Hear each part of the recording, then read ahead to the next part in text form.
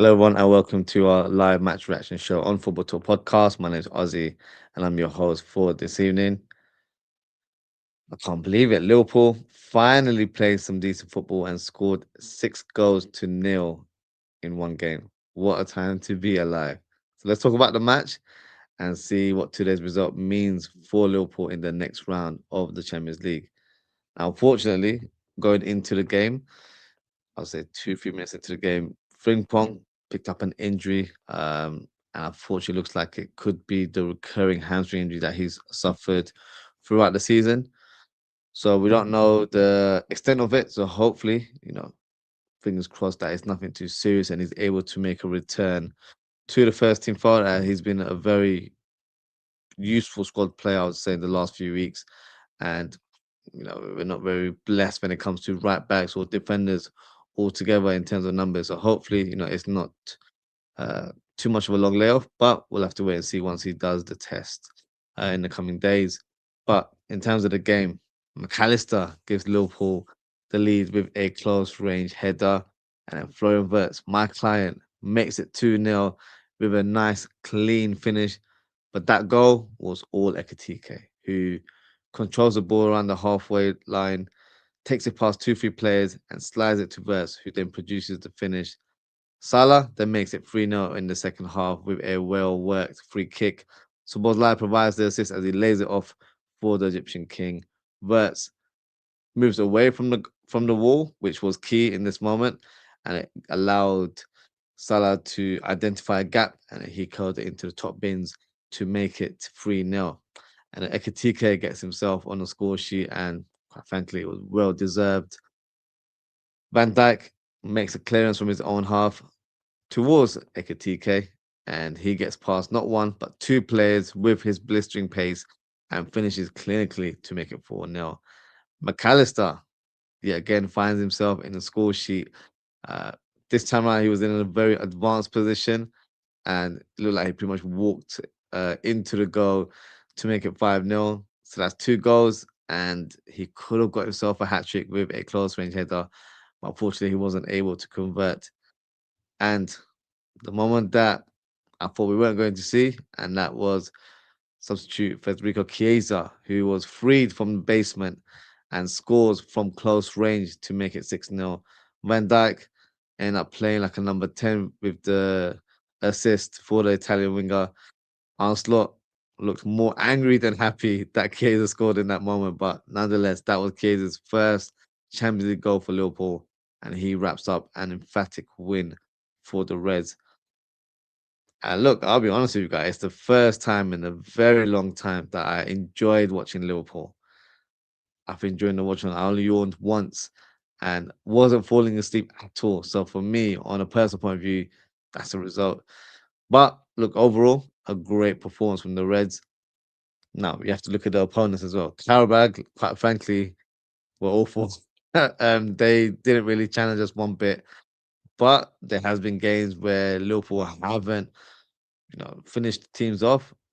So we'll give them some credit that today they stepped up and did the job that was needed. Now, in terms of standout performances today, Van Dijk, I thought was solid as a rock, but not only that, he had a hat trick of assists in this game, which is quite remarkable. Gravenberch, for me, looked really assured in that centre back role. Now, I'm not saying that's his long term position or anything of that nature. Well, what that showed me today was that we really need to sign a ball playing defender, someone of the highest level. And this is not me just throwing shades at Kanate or anyone like that. When you've got defenders that are only decent when it comes to distribution, it it limits the way the team can play from the back. So I feel like the profile of defenders that we are hopefully going to sign in the coming months, they need to be proper technical ball playing defenders. And I feel like that will elevate our game going forward. Because there's a lot of times during this season where we've struggled from the back, as in we've not had a ball playing defender. Van Dijk is one. Konate can do a job here and there, but he's not as consistent. And some teams would label him as a weakness, and they will try to press on him. What Gravenberch showed today, and of course we have to look at opponents. They weren't of the highest of calibers, not and far from it. But what showed me was that, if you have a technical centre back that can play the ball from the back, it makes such a big difference. So credit to Gravenberch, who I thought was really good in that centre back role. And I have to also give some credit to Wataru Endo. I was a little bit nervous when he came on and played at right back, but he looked very solid, kept his passing neat and clean, kept it simple, and didn't really look out of place. I don't think he got attacked as much as we probably would have expected on that left hand side, but nonetheless, I thought he did really well, and it gives us a viable option at right back because we may need him there in the upcoming games. He can also play centre back, and of course can play his normal centre midfield role. So it's good to see him back in action. McAllister, I think, was a much better performance today. Could have got himself a hat trick. So it showed how involved he was in our build up, and I thought it was a solid performance from him all round. Florian Wirtz was just magical today. And yes, you're probably thinking I'm gassing him up because he's my client, but I just feel like he oozed class on that pitch. The way he would grab the ball and glide with the ball and make things happen. Qarabag had literally nothing for him. He was literally carrying them like they were a carrier bag. So he just made things happen. Got himself a goal. Probably could have got himself one or two other goals, to be fair. But his combination or chemistry with Ekitike is something that has been in the works. I was saying early in the season, but it looks like it's coming into fruition a little bit more. And yeah, it's a joy to watch to see both of them play together. And speaking of Ekatike, I thought he was fantastic today. You know, I I just love the way he holds the ball, controls the ball whenever it's given to him, and glides past people with such ease. And he can turn on the speed whenever he needs to as well. They can't stop him with his burst of speed. So he's a very difficult customer for any opponent in Europe. And I feel like in this sort of campaign, especially in the Champions League, he's going to cause all the teams havoc, in my opinion. So he was a joy to watch. Glad he got the goal. Yeah, very, very positive play from the Frenchman. And also on a side note, I was very pleased to see the likes of Rio Ngomoa and Trey Nyoni get some game time, and not just 5-10 minutes. Rio came on and played for about half an hour, I'd say. And I think Trey played for about 15-20 minutes. So, logic will tell you that they should have been given minutes today anyway, because we were 5-0 up, I guess, at that time when Rio came on. But we've got a culture where logic doesn't always prevail. And when it does happen, it does come as a little bit surprised. Oh my gosh, he knows what he's doing for once. So I was sort of good to see those two young players get some game time. Nalo also got some minutes, which was good to see. He didn't get sent off, so I'm sure he'll be pleased about that. And Federico Chiesa came out of the basement and got himself a goal as well, which, if you look at the replay, Slot looked far from impressed. I don't know what the agenda is. It must be something real because I've never seen a manager, look so angry when it comes to one of their players scoring a goal. So yeah, a bit of a weird scenario there. But look, overall, very, very pleased with the result, and it's about time that Liverpool got themselves involved in a high scoring game. Now that win places us in third position in the Champions League table. So the big question is, who are Liverpool most likely to face in the next round? So these are the teams that we may face. So we've got Club Brugge, who finished in 19th place. You've got Galatasaray, who finished in 20th place. And you've got Juventus, who finished in 13th, and Atletico Madrid, who finished in 14th. So let me know in the chat in terms of your thoughts of potentially facing any of these teams. I don't think it's a bad selection of teams, to be fair, because just look at last season. We got drawn with PSG, probably the hardest tie that we could have faced at the time. And it's not just because they went on to win the Champions League, which is obviously what happened, but they were the more informed team in Europe at that time, so they were always going to be a difficult opponent. But these teams, I feel a little bit more confident. Of course, you would, respectively hope to get Club Brugge, and I feel like that will allow us to progress quite easily into the next round.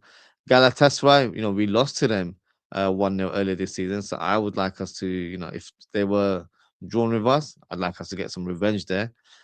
I know their stadium is a bit of a hostile environment, but I would like us to get the upper hand in that regards.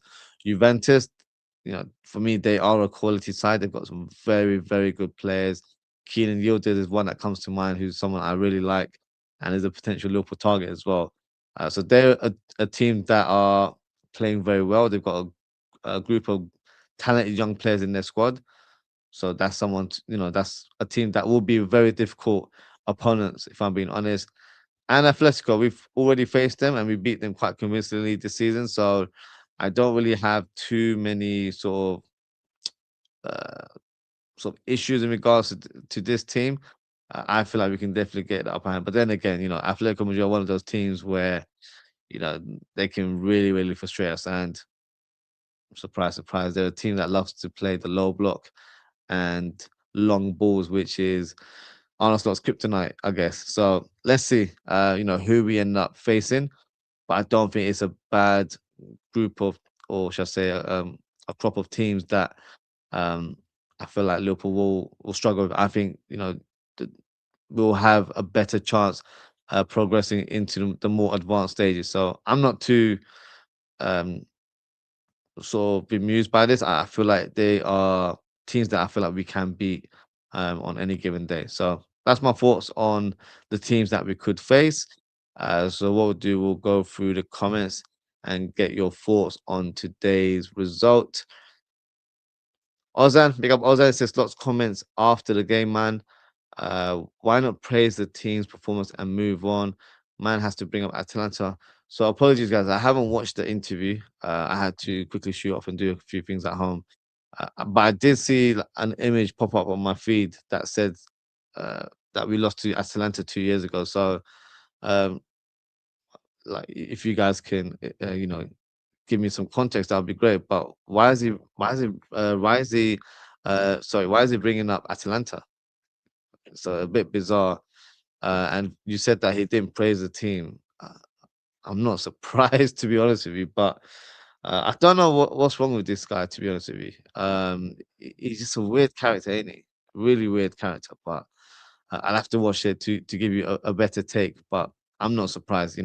This is what he's like. That seems to be his personality. He doesn't really give credit when it's due. But when things don't work out, he's ready to throw people under the bus. So he's just a bit of a weird character, if I'm being honest. Bo, big up, Bo. He says, Ozzy, you also feel like the end is near now. The comments, time after time, he will be gone very, very soon. I don't feel like the end is near, if I'm being honest with you. After 6-0 win, I don't feel like that will be the mood around the camp or around the fan base, especially. So I don't feel that. I would love for that to be the case, but I don't feel it based on today's outcome. Both said you can't make fun of both the club and club expect to be here for a long time. Or it's because he's getting sacked before the next Champions League game. He knows it. Even Lewis still said it, but the next said it on X. But the next Champions League game is next month, isn't it? So that's not really a result. I want him to be gone as soon as possible. But let's see. I was gonna say surely he's trolling the fans and John Henry. He's getting sacked tomorrow, I have heard. But no offense, Bo, you mentioned that he would get sacked on Monday and he's still here. So wherever the sources that you're reading and that you're getting from, these sort of information, we got to take it with a pinch of salt. There's no guarantee that he will be sacked, in my opinion. And it'd be a bit of a bizarre timing to sack someone after a 6-0 win and that you've qualified automatically into the next round. So I don't think that's going to happen, but let's see. Qarabag were honestly the shittiest team I've ever seen on. They were awful. They were awful. They really were. I feel like they were just happy to participate today. It was just one of those, they were starstruck. They didn't know where they were, so it was just yeah, they just didn't challenge us one bit. Um, you see, you sit deep against us. You don't try to play out from the back like Prime Barcelona, that awful team. Are you very certain he won't get a new contract, does he? I don't think he'll get a new contract personally, no. Um, of course, it will depend in terms of the outcome of this season. Now, if we were to go on to win the Champions League, I've said this to you guys before, he'll probably stay for at least another season or until the end of his contract, which in fact is one more year left. So no, I don't think he would be rewarded with a new contract personally. I think they would, you know, if let's just paint the scenario. If he wins the Champions League, which is a big if, he'll be given another chance next season, and then I think they'll take their time and decide midway through the season if he deserves a new contract or not. Uh, but I don't think that's going to be the case. And I'm not saying I don't want us to win the Champions League. I would love for us to win the Champions League. I don't really care which coach it is, as long as my team wins. The big trophies. That's all I care about.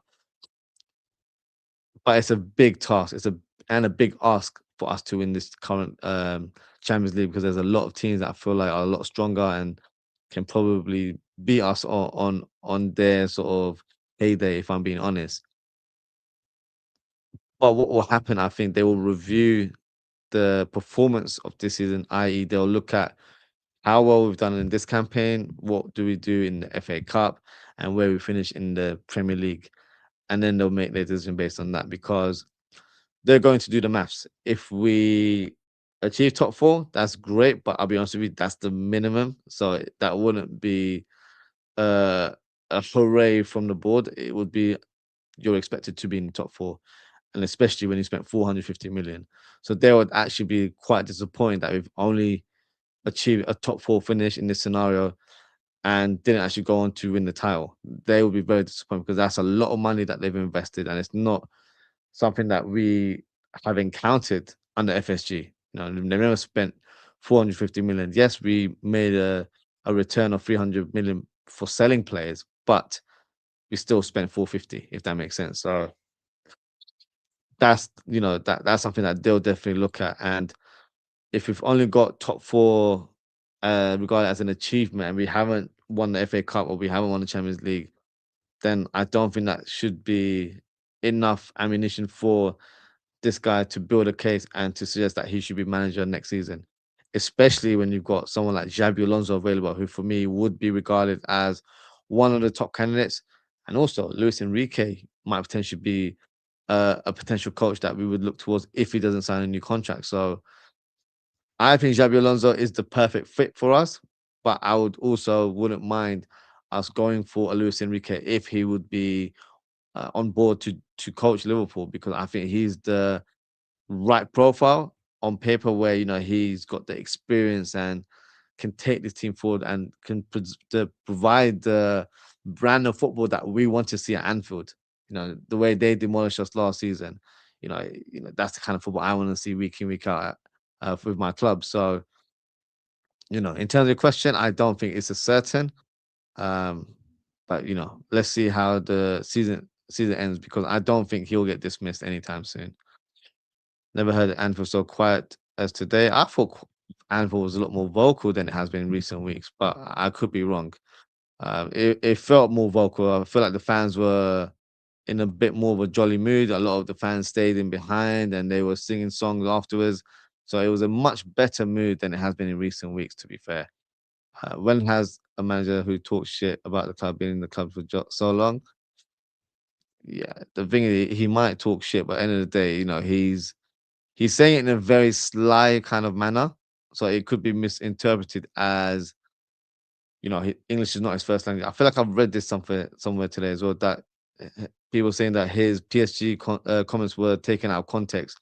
So he's always going to backpedal and try and back him and say, "Look, that's not what I meant.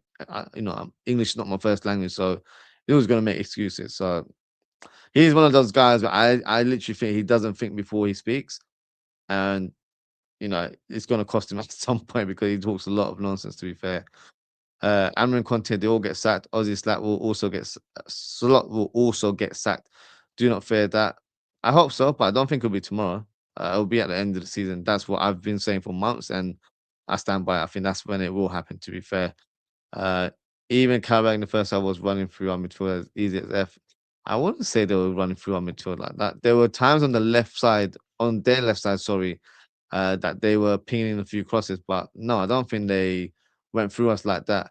And also, I don't think we had the best balance with McAllister and Szoboszlai in midfield. But I don't think they went past. I don't say we were completely elite and controlled it to that extent, but no, I disagree. I don't think they went through us like that. To be fair, do they even train? Is that in regards to Karabag? Yeah, I'm sure they do. uh, Emmanuel Burts and Ekitika under Alonso. Do you feel it down there? Um, Odin says, "Here we go. I feel like an MMA fighter walking out and onto the octagon into the intro music." Uh, Imagine Ozzy defending slot, and Ozzy didn't fall asleep in the 60. Nah, I didn't fall asleep. So for me, I'm proud of that. I only yawned once, so for me, yeah, I'm all for that. To be fair, stop playing this win, Ozzy. You and I could play that in the game, and nothing have changed. Yeah, but you gotta play. You gotta praise or give some credit to what you see on the screen. I can't be so dismissive because I'm annoyed with the head coach. That's not the right way. You have to do what's on face value. And today it was a good performance, and I enjoyed it. So I have to present that in the way I see it. I can't just let my opinions about someone overshadow what happened today because that's not how it works. Stevie G calling out slot as well. You love to see it. Yeah, he's been a bit more vocal in the last few weeks. So he's speaking like a fan. He's frustrated with him as well, and rightly so. I feel like there's times where, as a former player, you should sort of defend the coach, but when he comes out with reckless comments, and I think he has done the last few weeks, you've got to say how it is. So yeah, I do respect Stevie G for saying that. That board fraud will soon be gone, and the world will heal. I don't think the world will heal, but I think your world will heal because you've been quite vocal in terms of getting rid of him very soon. Converse actually stop being so good. They'll make us stop stay. FFS literally holding us back. Look, I don't care about that sort of dynamic. If my players are gelling well together and producing good performances and getting Liverpool wins, that's all that counts because you're on the assumption that this guy is on the verge of getting sacked. I don't have that kind of viewpoint because I think they'll give him the benefit of the doubt and allow him to finish the season, and then they'll review his situation and then make a decision. That's how I'm looking at it. And plus, the guy that we assume is the number one choice to replace him in Xabi Alonso might not be ready to take that job right now. So I don't really see, you know, him being sacked a strong reality. If it does happen, I'm jumping for joy and I'm probably gonna have a little celebration on stream. I'm not gonna lie, but my point is, if nothing is guaranteed that he will get sacked, then why would I want my team to perform below par? Why would I want my team to not win games? And why would I want my players like Ekatike and Verts not to perform? So for me, I'm in support of the players, I'm in support of the team, and I want them to gain some points. I want them to climb up the table. I want them to achieve some sort of targets, i.e., top four is a minimum. But after top four, I'd love for us to get some silverware. But it's been such a terrible season. If we win the FA Cup, it's something. The Champions League, oh my god, that would be glorious. But then that would put Sim in a bit of a a bit of a high regards as well, doesn't it? So I just want this team to perform and I want this team to do well. Uh, and it's been such a terrible season that I feel like as fans we deserve something. And if it's an FA Cup victory, I'd take that all day long. But let's see. Let's see what happens. I kind of want to run it back with Galatasaray Ozzy. I hear you, Ozan, because I didn't like the way we lost there in Istanbul. So I hear you on that one. Slot knows he's gone. That's why he didn't celebrate. Juve for me. Juve is a good shout, to be fair. I wouldn't mind Juve. I do like some of the players they have there, so that'll be a good and interesting, um, interesting sort of fixture. Ozzy said, of course, Ozzy picks the easiest route, Club Brugge. Why wouldn't you pick Club Brugge? I don't want to face the best team or the strongest teams right now. We moan and complain. Oh, Man City always get the easy draws. Arsenal always get the easy draws. So when we get it, what you're saying, why are we complaining? No, I want the easiest draw. You remember what happened last year, right? We got PSG in this stage, and look what happened. We got knocked out. So yes, I want Club Brugge. I have no shame to say it out loud. He really wants not to stay. Look, if there's any glimmer of hope for us to progress in this competition, then so be it. And also remember, guys, every round the club gains more money. And the more money we gain, the more money we have to spend in the summer because we need reinforcement. So I'm looking at that point of view, to be fair. Um, the easiest route to the final. Haven't you watched it, Ozzy? In regards to the slot interview, no, I've not watched it, so I'll have to check it after the stream. So I was making fun of the club and fun of the club and Klopp said that we are used to being in the Europa League, so fans should be happy with being champions. Bloody, is that what he said? Wow. Okay. What did I say? I was saying Ozzy is now slotting again. You guys, honestly. I don't know if I'm speaking a different language, but you're not hearing me. I haven't seen the press conference, so of course I'm not gonna be as angry or as emotional as you guys. So that's my bad that I didn't watch it. I didn't realize he was gonna drop bombs after a 6-0 win. I think he's gonna gas the team up, which is what most coaches would do in this situation. But if he took the time to drop bombs, then bloody hell, that's kind of unexpected for me. Lewis still said it was a bizarre presser today, and that something has happened to Slot. You know what? I'm gonna definitely have to watch it because you never know. It might be where something's been communicated to him, or he's been made aware that his days are numbered. So if that's the case, then that's gonna be interesting. I can't lie. Um, but some they did Ozzie. Uh, Crazy FC guy. He says, "Yo, we cooked them 6-0." Yes, we did. We did cook them 6-0. Big up yourself. Your comments. Ozzie losing to Newcastle City and Sunderland. You still think he's here? I don't think it's dependent on results now. If for example, if they've made contact with Xabi Alonso and let's just paint the scenario and say Xabi Alonso is willing to join now, then I think Liverpool are just buying the time. They can't sack a manager straight after 6-0. Um, and maybe they'll do it after the Newcastle game or the Man City game and then take it from there. So um, I don't know. I'm getting sort of mixed signals there because I haven't seen the press conference. If he's really gone on and says, stupid things like that, something's happening in the background. So whether that is Gerrard coming as an interim or Alonso is ready now, then I'm all for it. Either scenario, I'm happy because that basically means Arsenal is no longer at the club. And I do feel like I don't know, I could be wrong. So you guys can, fill me in the chat. But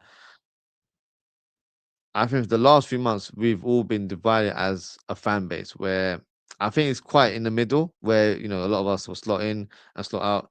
You guys seem to think I'm slot in, but I don't know how vocal I can be. If I'm like throwing tantrums, that's when you realize, oh, he actually doesn't like on a slot. So I feel like I communicate well to let you know I'm not slot in. Um, but I feel like the sort of the momentum has shifted more where people are a bit more slot out now. I could be wrong. I don't really, watch too many channels, and I don't really, take too much interest on social because I feel like platforms like X can be a bit toxic. But when I do come across certain accounts and certain individuals here and there, I guess a bit more of a feel into what the perception is within the club, and I feel like a lot of people have kind of seen through or they've seen the light now, where um he's not speaking the way he normally does, which is a difference in his demeanor.